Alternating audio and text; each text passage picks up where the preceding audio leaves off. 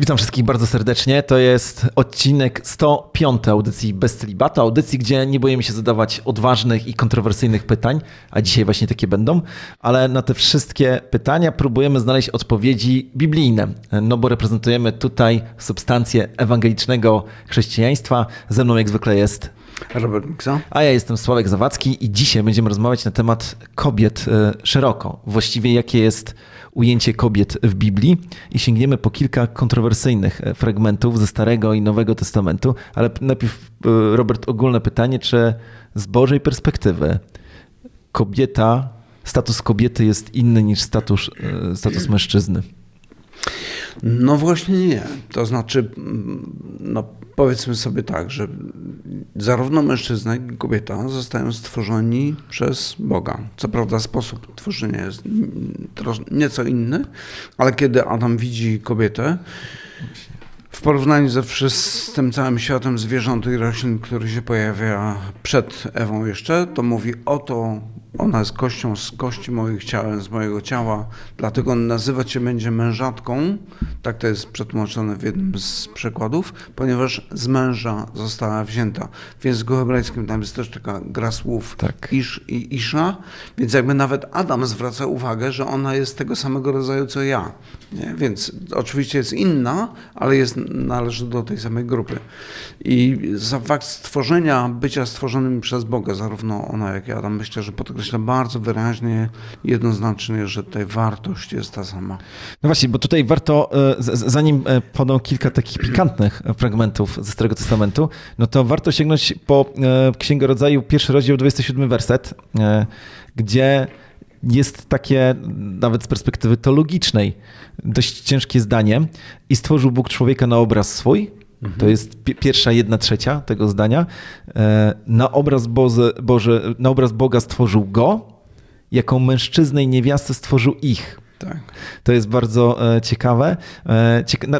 To, co ja tutaj dostrzegam, jeżeli chodzi o kwestię biblijną czy teologiczną, to że Bóg najpierw mówi o sobie, stworzył na obraz swój, później mówi o człowieku jako jakby trzeciej osobie liczby pojedynczej, stworzył go, a później mówi o trzeciej osobie liczby mnogiej, stworzył ich i mężczyzna i kobieta są tutaj postawieni w ramach tego stworzenia na jednym poziomie.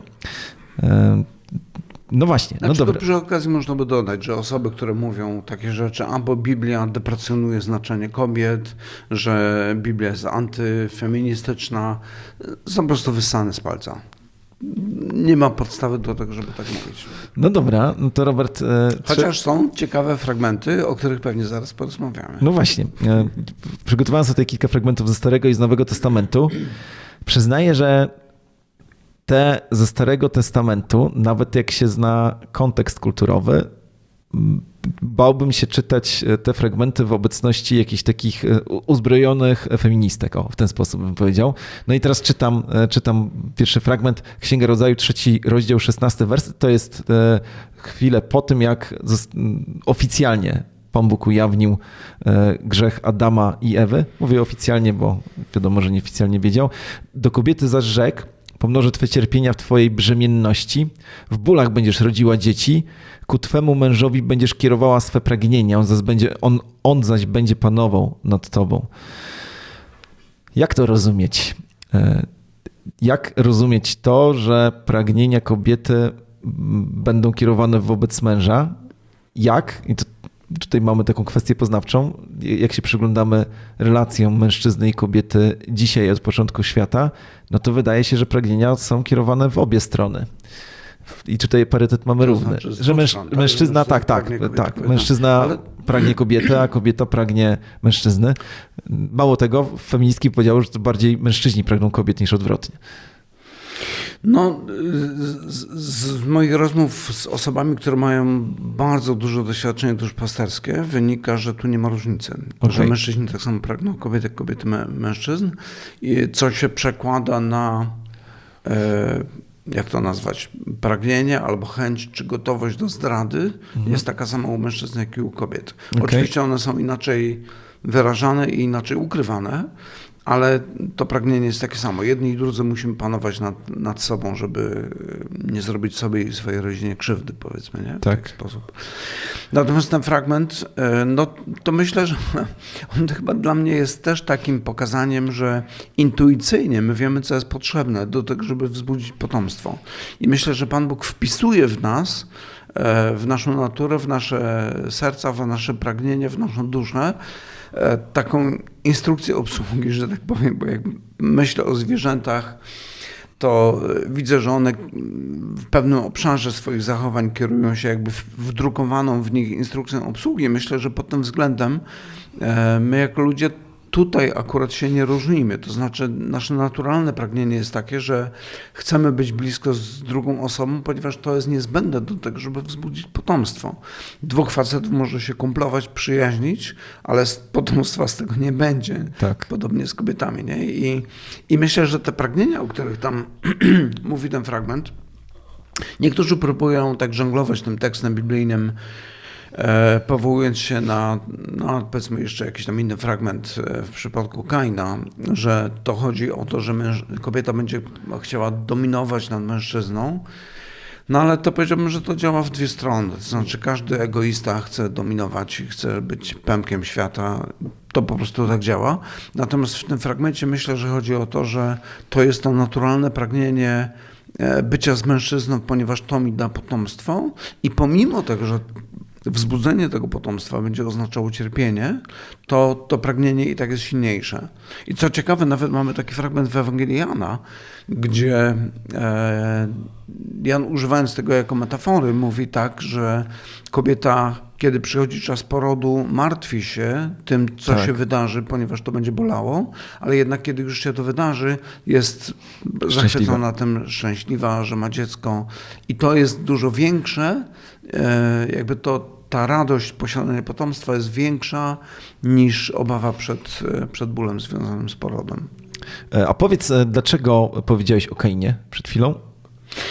No, tam jest ta scena, kiedy Pan Bóg zapowiada, właściwie ostrzega, teraz może przypomnieć sobie, Kain zabił Abla, tak? Tak. Kiedyś był dowcip na ten temat i ktoś zamienił to i ja po prostu od tamtego czasu potrzebuję chwili, żeby przypomnieć Ja sobie. też musiałem jako dziecko mechanicznie się tego nauczyć, w końcu mi się udało i to jest ten sam problem, co z Koreą Północną czy Południową. Nie każdy od razu wie, że południowa to jest ta lepsza. Tak, no niektórzy mają z tym problem. Nie jest to jednak ten sam problem, co Austria i Australia, także tutaj jesteśmy ligę wyżej. Dobra. No więc tam jest mowa o Kainie, do którego Pan Bóg się zwraca i mówi, że coś z tobą jest nie halo, coś tam się dzieje złego w twoim sercu i mówi, używając takiego obrazowego języka, mówi, u drzwi czyha grzech, który cię kusi do tego, żebyś zrobił to, co twoje serce ci podpowiada, ale ty masz nad nim panować. Więc i tam jest to samo słowo, tak? Ale właśnie to panowanie to nie jest to samo. To, że ten grzech cię kusi, to jest to słowo, które jest użyte w kontekście kobiet i tego pragnienia do tego, żeby coś zrobić, nie? A nie to słowo panować nad nim. Więc... Okej. No to bardzo ciekawe, ale czy w takim razie ty rozumiesz ten fragment, już wracając do tego fragmentu z Księgi Rodzaju z 3 rozdziału, zaraz po tym jak Adam i Ewa zgrzeszyli, w ten sposób, że pomimo tego, że dla kobiety cały akt zajścia w ciążę i porodu jest zdecydowanie bardziej obciążający niż dla mężczyzny, ekstremalnie bardziej obciążający, to mimo to ona jakby czuje pragnienie do mężczyzny, wiedząc, jakie będą tego konsekwencje, bo chce mieć potomstwo. Okej. Tak, dokładnie. A w tym fragmencie również czytamy o tym, że będzie rodziła w bólach porodowych. To jest właśnie powtórzenie tej myśli, o której przed chwilą powiedziałem i moje pytanie jest inne. Czy konserwatywny, zagorzały chrześcijanin i Żyd powinien godzić się na to, żeby żona, która rodzi, brała znieczulenie? Znieczulenie. Tak.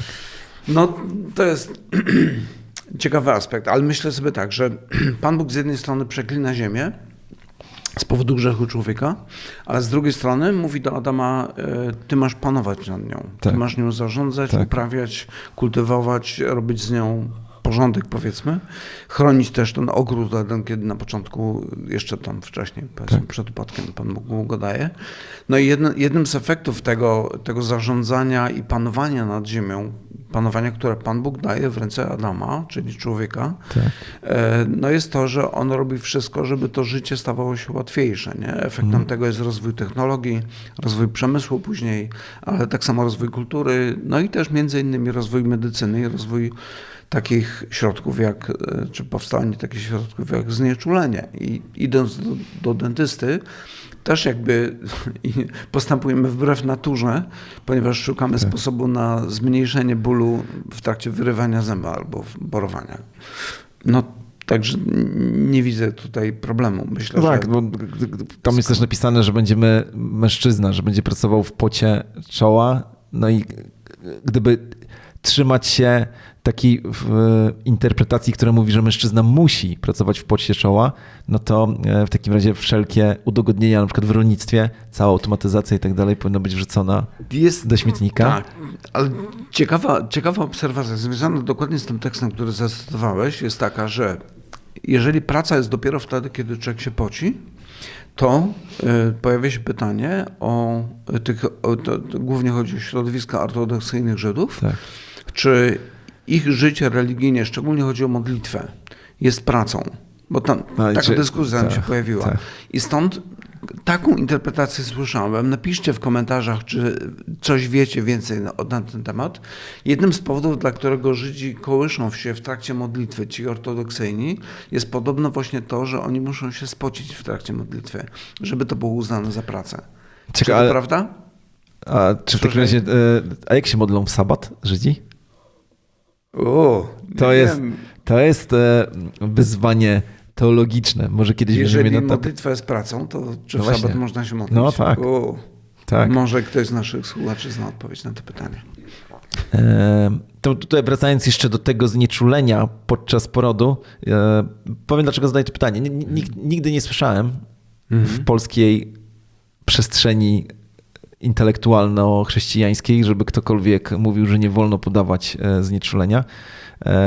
Ale jeszcze jak chodziłem na szkółkę niedzielną i czytałem ten fragment po raz tam któreś, to się nad tym zacząłem zastanawiać. Stąd jest jeden aspekt, który mnie zastanawia, o którym dowiedziałem się niedawno.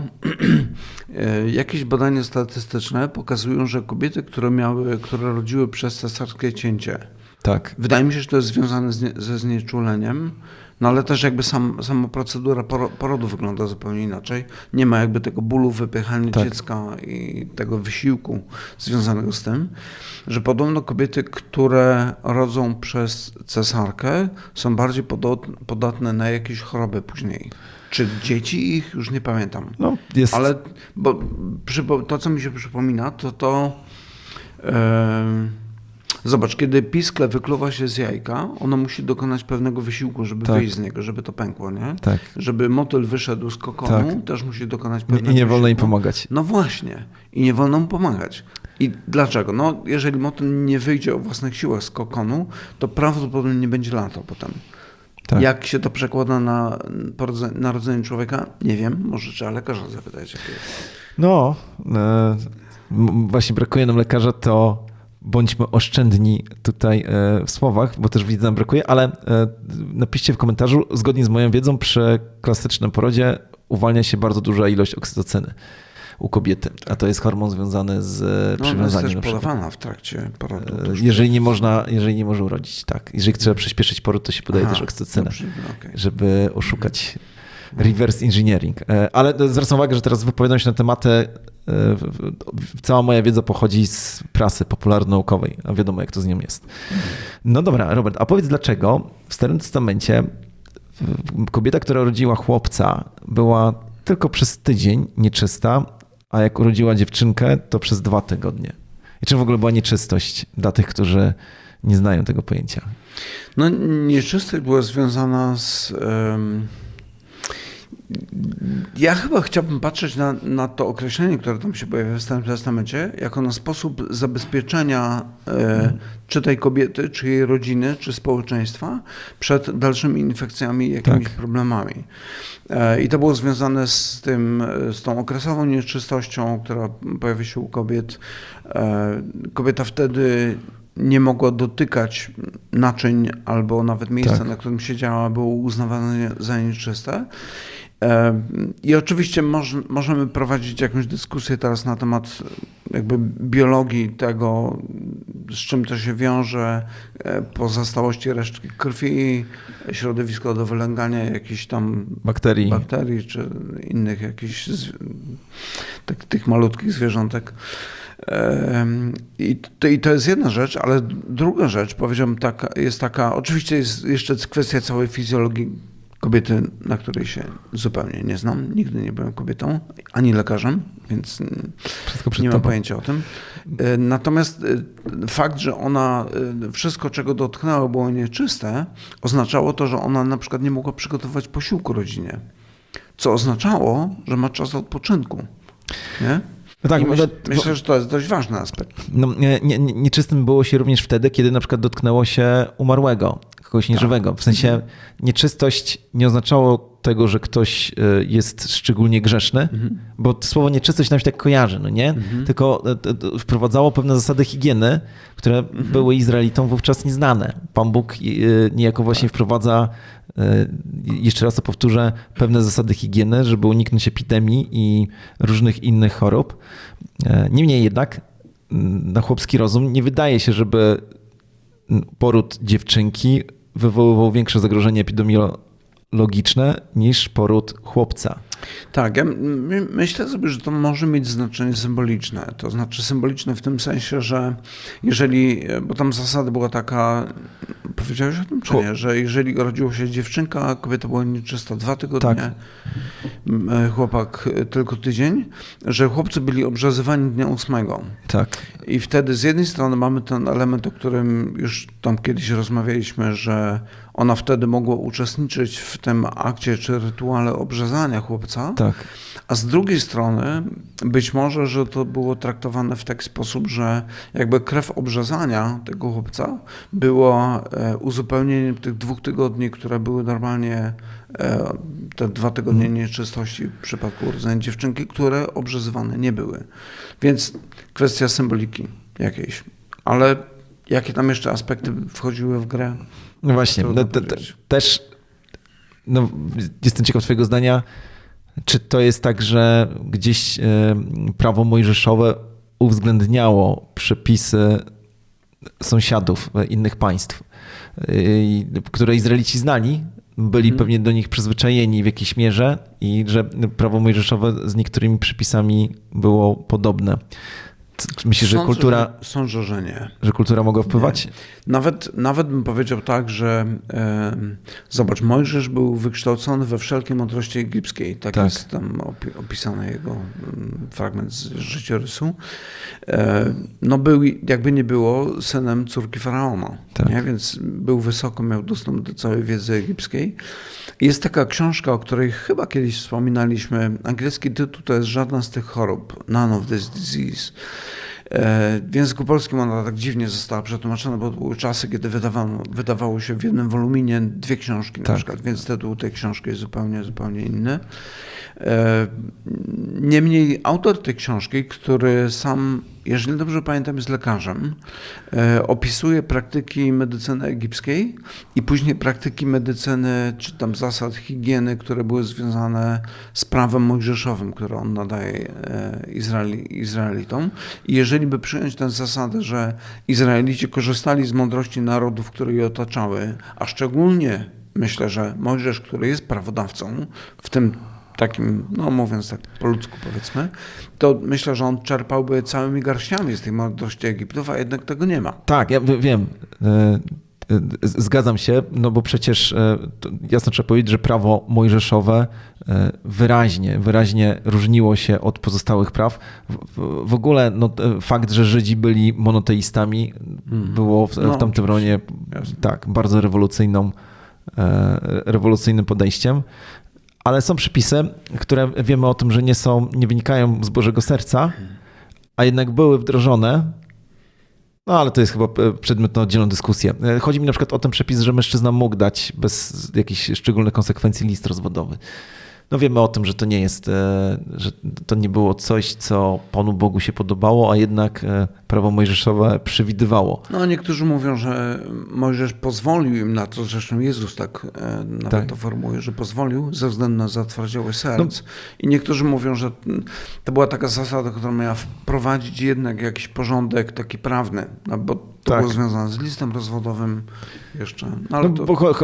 jakby wytłumaczenie, które ja słyszałem i które jest akurat bliskie mojemu sercu, jest takie, że w Izraelu byli ludzie, którzy nie kochali Pana Boga. W takim rozumieniu, że no więc trzeba było stworzyć te przepisy, które są w prawie mojżeszowym. To są przepisy, które w jakiejś mierze po prostu formułują naród. Tak, ja bym nawet dodał do tego taką bardziej troszkę ogólną obserwację, to znaczy chodzi mi o niektórych chrześcijan, którzy patrząc na Stary Testament podchodzą tak trochę naiwnie, jakby Stary Testament to był opis życia Kościoła. Tak.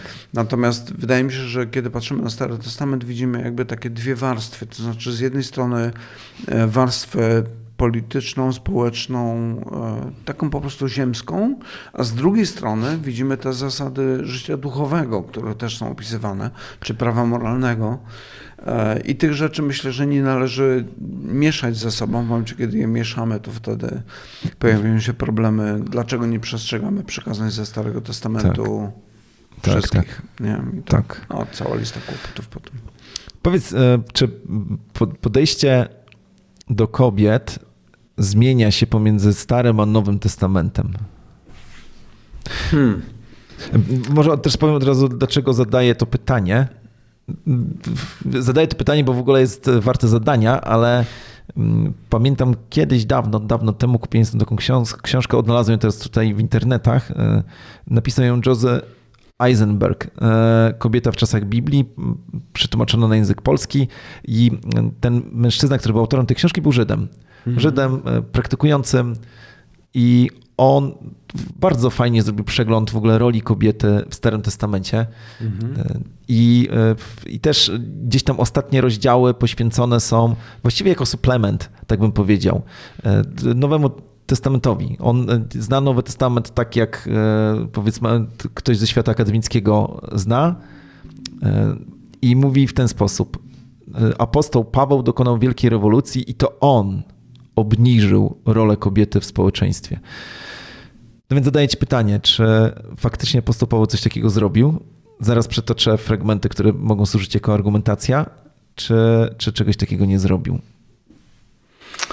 No ja bym się nie zgodził z takim zdaniem. Myślę, że apostoł Paweł w dużej mierze aplikował te zasady, które były obecne w Starym Testamencie. Może nie wszystkie były tak eksplicite wprost gdzieś tam zdefiniowane. To jednak praktyka i zwyczaje jednak też robiły swoje i apostoł Paweł po prostu je formułował, ale wiele z nich formułował w oparciu o pewne zasady, które w Starym Testamencie są obecne. Więc jakoś nie widzę tego, ale teraz pewnie zastrzelisz mnie przykładami tekstów, które świadczą o czymś innym. Tak, zastrzelę, ale chciałem tylko powiedzieć, że to, co myślał apostoł Paweł, no to zakładam, czy możemy założyć, że jego myślenie było zbliżone bardzo mocno do myślenia Pana Jezusa. A przecież Pan Jezus, nie kojarzę żadnej jego wypowiedzi, gdzie byłby choćby cień podejrzenia, że traktuje gorzej kobietę albo inaczej kobietę niż mężczyznę.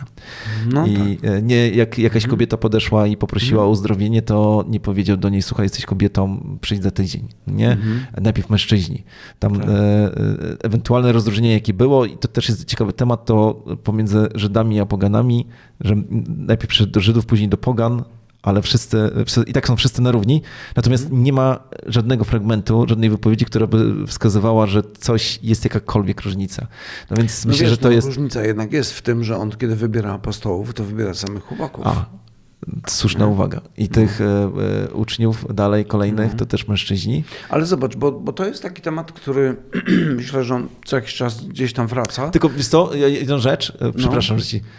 Bo znowu bym powiedział, że miało to przede wszystkim takie znaczenie, że co by było, gdyby kobiety były apostołkami? Czy mężczyźni w Izraelu chcieliby z nimi rozmawiać i słuchać ich? Czy właśnie to nie jest dokładnie ta sama argumentacja, z powodu której apostoł Paweł obrzezał Tymoteusza? Obrzezał go nie dlatego, że tego wymagały przepisy i w ogóle tak trzeba było zrobić, tylko po to, żeby Tymoteusz mógł rozmawiać z Żydami. No ale Tytusa nie pozwolił obrzezać. Bo było tu drugą stronę, tak. No właśnie, ale z powodu tego samego społeczeństwa, no tak. Nie? Więc za każdym razem robić coś, żeby coś podkreślić albo coś ważnego osiągnąć, nie? Coś, co było ważniejszego. Ja jeszcze chciałem wrócić do tej myśli, że Jezus nie wybiera żadnego na apostołów żadnej z kobiet. To myślę sobie tak, że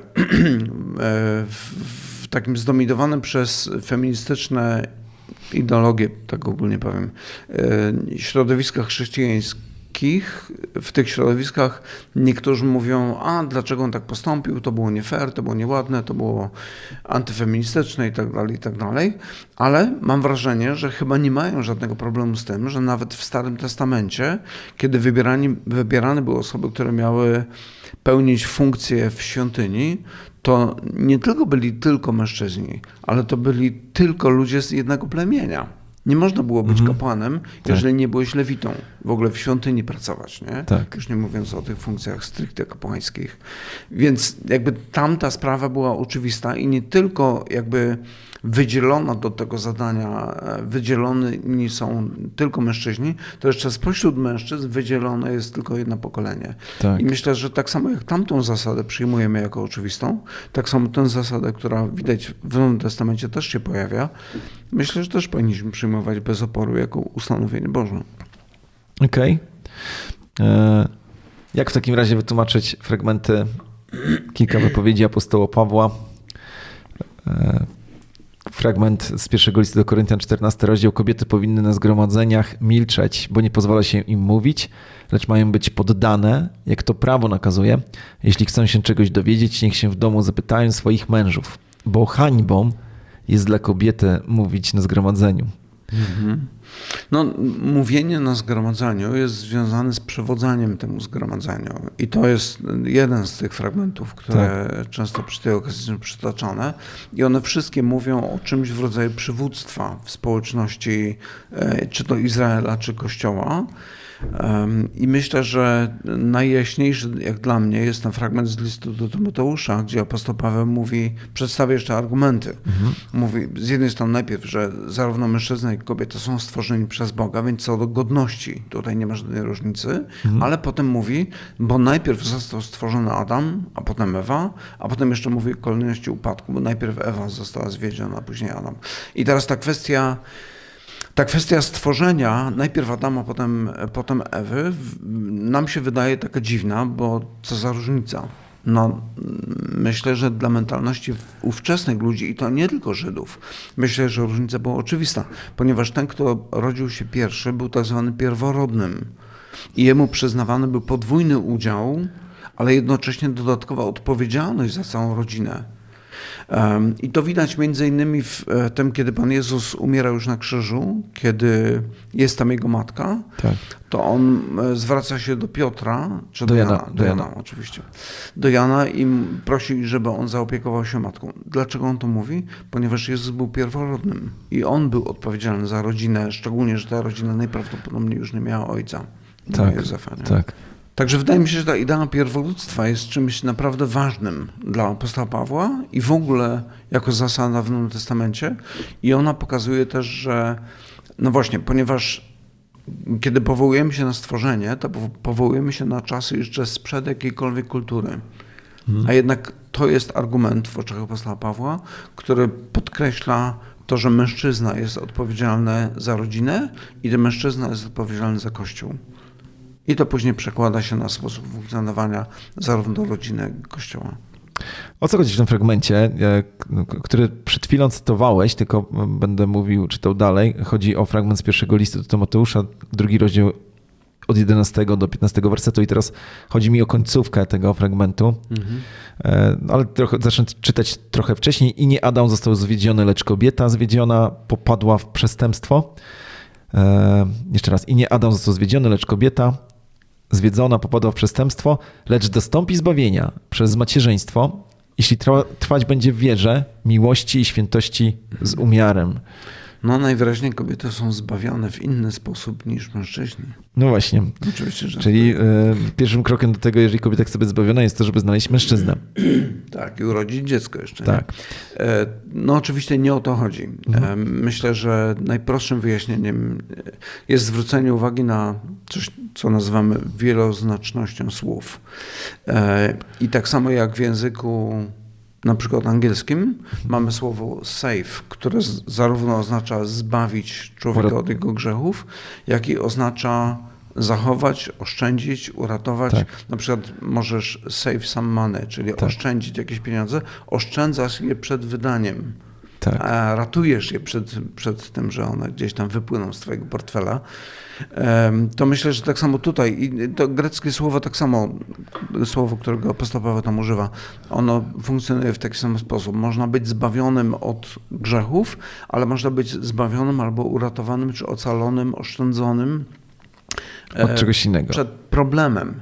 I tam zauważ, że to zdanie dobrze, że je zacytowałeś wcześniej. Ono mówi o tym i zwiedziona jako pierwsza została kobieta, a nie mężczyzna, ale będzie zbawiona, będzie oszczędzona, będzie uratowana, ocalona, ochroniona przed tym zwiedzeniem, przed upadkiem, jeżeli skupi się na macierzyństwie i na byciu matką. Innymi słowy, apostoł Paweł mówi, lepiej dla kobiety, jeżeli zajmie się macierzyństwem, a nie przemawianiem z polityką, tak? I że to ją po prostu uchroni przed dalszym upadkiem. Strasznie tak ciężko mi to powiedzieć, ale tak rozumiem, że należy ten fragment rozumieć. Tak, oczywiście od każdej reguły są wyjątki. Są sytuacje takie, kiedy na przykład kobieta nie może mieć dziecka. Więc tutaj jakby ta zasada, no jak ją zrealizować? Ja bym powiedział, akurat odpowiadając na tego rodzaju zarzut, bo już słyszę pewne osoby o takich feministycznych skłonnościach, które odpowiadają w taki sposób, a co jeżeli nie może mieć dzieci? No, znam kobiety, które nie mogły mieć dzieci i po prostu adoptowały. I naprawdę wiele błogosławieństwa z tego wyniknęło. I myślę, że to jest jeden ze sposobów. Oczywiście nie trzeba też adoptować w sensie dosłownym. Można tak jak na przykład jedna kobieta, którą obydwaj akurat znamy, Basia, tak. Była osobą, która poświęciła całe swoje życie dzieciom. Tak. To nie były jej dzieci. Tak. Uczyła w szkółce niedzielnej. No. Tak, zajmowała się dziećmi i to była jej radość. To było coś, co myślę, że też zachowało ją tak w sensie takim psychologicznym, bym powiedział, w dobrej kondycji do dzisiaj. No tak. Nie wiem, czy będzie oglądała ten odcinek, ale jak teraz o niej powiedziałeś, to poczułem nawet taki dreszcz emocji i przypomniałem sobie i szkółkę niedzielną i przypomniałem sobie wyjazd do Świętajna. Oczywiście. Znaczy, oczywiście była i jest bardzo fajną ciocią, także Basia, pozdrawiamy. Tak. Trzeba będzie Basi powiedzieć, żeby obejrzała ten odcinek. Tak. Pewnie ale zobacz, tu się pojawia też ten wątek, że ona cię uczyła. Kobieta uczyła mężczyznę, nie? No właśnie. I to znowu jest pytanie, czy może? No właśnie, jeżeli spojrzymy na to, co było zasadą, o której mówił apostoł Paweł, że to jest związane, mówienie w zborze jest związane z przywództwem. Natomiast kiedy kobieta naucza dzieci, no to nie jest związane z przywództwem Kościoła, tylko wykonywaniem swojej roli. To tak samo jakby powiedzieć jej, dobra, urodziłoś dziecko, ale wychować nie możesz. Nie? No, bez sensu, nie? No dobra, tak sobie jeszcze myślę o Deborze. Gdybyś mógł powiedzieć, jak to się stało, że Debora została przywódcą, czy to był znak jakichś czasów? Powiem ci, dlaczego to pytam, bo patrz teraz na mapę polityczną Europy. Myślę o tym, kto był najlepszym, jak wszystko to wskazuje, historycznie kanclerzem Niemiec ostatnich lat, ostatnich dziesięcioleci, to była kobieta. Kto wyciągnął Wielką Brytanię z upadku ekonomicznego? Kobieta. Kto jest teraz premierem Włoch? Meloni, kobieta. Kto prawie wygrał wybory i tak jak no po prostu od lat walczy o to, żeby te wybory wygrać i zmienić obraz Francji. Le Pen, kobieta. No więc zastanawiam się, czy Bo niektórzy mówią tak, to, że Debora była sędzią, oznacza, że w Izraelu wtedy po prostu nie było mężczyzny, którym tym sędzią mógłby zostać. I to był po prostu już taki największy znak tamtych czasów.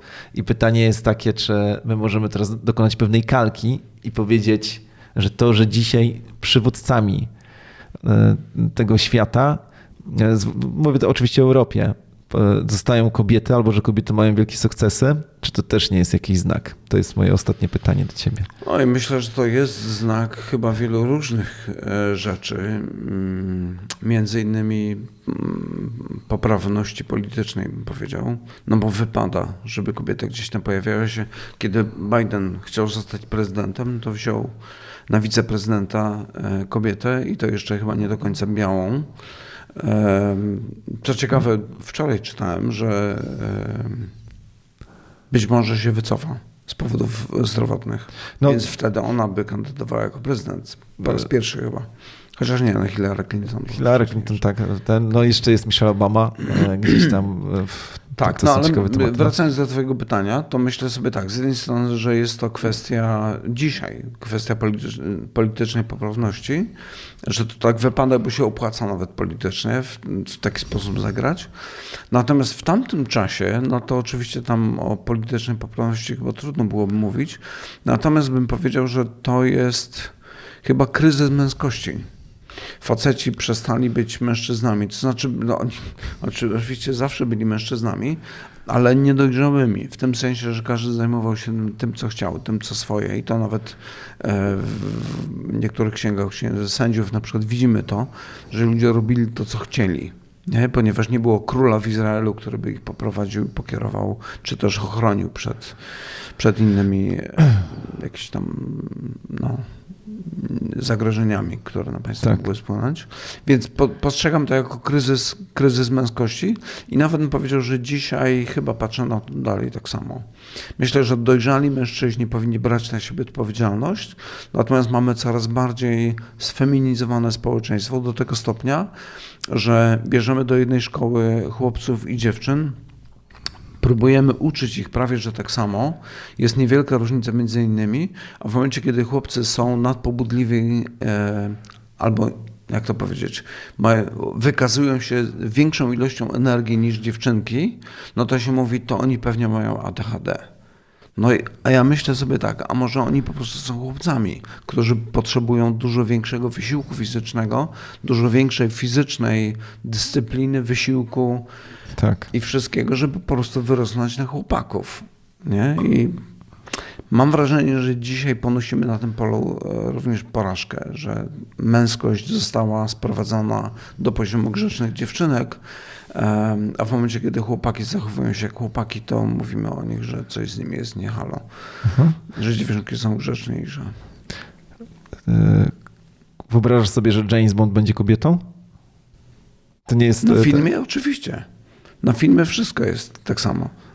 Są nawet takie memy. Znaczy jest taki pomysł. Kiedy pokazują, teraz nawet jak był atak na Trumpa, pokazywali różnicę w zachowaniu facetów ochroniarzy, to jest Secret Service i kobiety, która stała gdzieś na z boku i zastanawiała się, czy wejść na linię ognia, czy nie. No ale to jest jedna z różnic. Okej. Dobra, Robert, bardzo dziękuję ci za rozmowę. A was prosimy o to, żebyście skomentowali ten odcinek bez względu na to, czy macie pozytywne czy negatywne emocje. Napiszcie, co myślicie. Dajcie łapkę w górę, zasubskrybujcie nasz kanał. No i co, widzimy się w kolejnym odcinku. Robert, wszystkiego dobrego. Dzięki. Cześć. Do zobaczenia.